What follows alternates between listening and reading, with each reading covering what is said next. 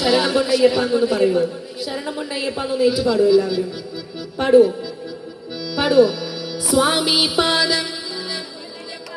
കുറച്ചുകൂടെ ഉറക്കെ പാടും എല്ലാവരും. ഒരാളുടെ സൗണ്ട് മാത്രമേ കേട്ടുള്ളൂ. കുറച്ചുകൂടെ ഉറക്കെ എല്ലാവരും ഒന്ന് കുറച്ചുകൂടെ ഉറക്കെ ഒന്ന് പാടുവോ? ശരണം വിളിക്കല്ലേ. സ്വാമി പാദം, അയ്യപ്പ പാദം. കൈയടിച്ച് പാടും എല്ലാവരും.